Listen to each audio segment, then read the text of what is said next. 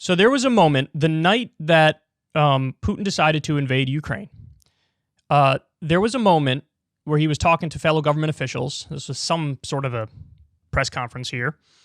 And he's going back and forth with his spy chief, and the spy chief accidentally says the quiet part loud here. So let's take a look, and then I'll respond. Таким образом, согласился бы с предложением Николая Платоновича о том, что нашим, так сказать, западным партнерам можно дать последний шанс с тем, чтобы предложить им в кратчайшие сроки заставить Киев пойти на мир и выполнить Минские соглашения. В противном случае мы должны принять то решение, о котором сегодня говорится. Что значит в противном случае? Вы предлагаете начать переговорный процесс? Нет, я... Или признавать суверенитет их? А я говорите прямо. Я поддержу предложение о признании... Поддержу или поддерживаю? Говорите прямо, Сергей. Поддерживаю предложение... Так и скажите, да или нет. Да? Поддерживаю предложение о вхождении Донецкой и Луганской народных республик в состав Российской Федерации. Да, мы об этом не говорим, мы этого не обсуждаем. Мы говорим о признании их независимости или нет. Да, я поддерживаю предложение о признании независимости. Хорошо, пожалуйста, садитесь. Спасибо. Владимир Александрович. That was awesome. So the spy chief, by the way, who's clearly nervous. He's clearly afraid of, like, am I going to be thrown in the gulag or some shit here? He says, I support the proposal to welcome the Lugansk and Donetsk republics into the Russian Federation. And Putin's like, www.backituporg.com/rewind.please shut the fuck up. Shut the fuck up, peckerhead. What are you doing? So he got ahead of it. He got ahead of the propaganda campaign. This whole meeting is supposed to be Vladimir Putin being like, look, these regions are under attack. It's not fair. The Ukrainian government is the aggressor. We're in there to protect these new independent republics. And that's what they are. They're independent republics. He literally just signed the paperwork right before this saying these are independent republics. And then his dumb spy chief goes out there and says, I accept the proposal to welcome them into the Russian Federation. And Putin's like, nobody's talking about that right now. Nobody's talking about that. We're recognizing their sovereignty from Ukraine. So that's the plan. And I told you guys this. As soon as Putin announced he's invading Ukraine, that was the first thing I told you and go back and watch the video.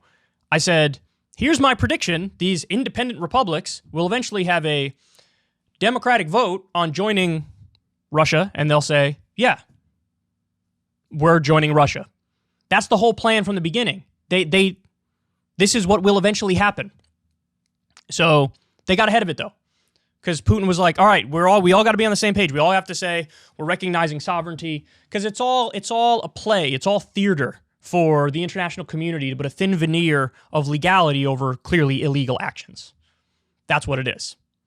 So, but it's funny, you know what I thought of as I was watching this? Trump, because, and this, to be fair, this happens with all, modern U.S. presidencies, but Trump was uniquely worse on this front, the theater of everything, because they're just incompetent and they're all over the place and they don't plan well enough. And so, you'd have these crazy moments in press conferences like Trump talking about shining UV light up your asshole to defeat COVID and whatnot. Like, he had so many moments like that.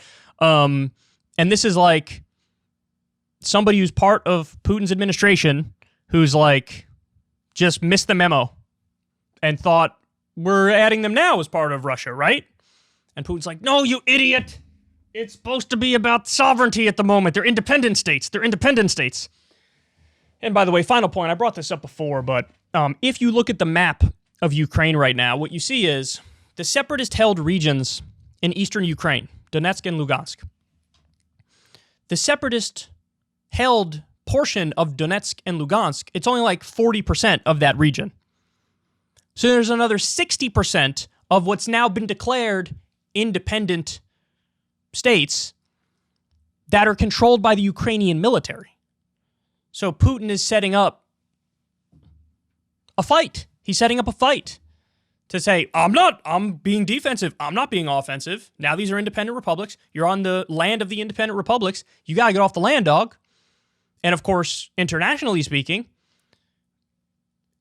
they're not actually independent republics. And that is Ukrainian land, especially the land that is currently held by Ukrainian forces.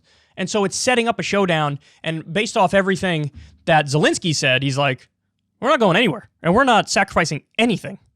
I mean, there was the Minsk agreement, which was what, 2014, was it? Where, no, I don't remember the exact date of it, so forgive me on that. But the Minsk agreement basically said, look, we get it. These regions are ethnically Russian, and they have grievances with the Ukrainian government. And so we're giving them like an extra level of independence while still acknowledging they are part of Ukraine. That's the general idea. And so now it went a step beyond, where Putin is saying, no, because of Ukrainian aggression, now this region they're independent republics. And of course, like I said, the long game is, and now they're part of Russia. But, that area in between is going to present the biggest problem here.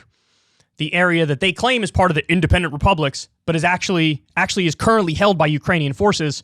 Oh, it could get ugly, guys. It could get bad. Not to mention the fact that there are also Russian forces in Belarus. And so you kind of have even Kyiv, the capital city, which is west of the river. Even that is within striking distance. So it could get bad, man. I really hope that there's a way out of this.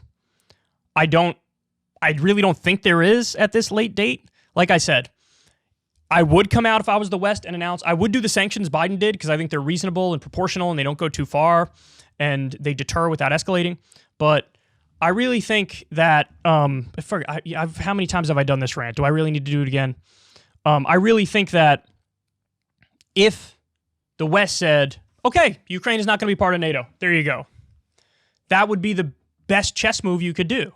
Because if Putin claims that's really the reason I'm doing this, which he does claim that nominally, well, then if he continues to invade, you get to turn around to the rest of the world and say, see, this is just rank aggression and imperialism. Because we just gave him the thing he said he wanted. And he's still doing it. So it ain't about the thing he said it was about. It's about him feeling entitled to this land because of the history, blood and soil bullshit, and we all disagree with that, right? And then you even rally China and India to your side, and it's a unified global response to what he's doing, and that would be important. That would be important. So anyway, there you have it. They said the quiet part loud, and that was a giant mess up. If you want to see me and Crystal Ball interview legends like Noam Chomsky, Cornel West, and more, subscribe to Crystal Kyle and Friends on Substack.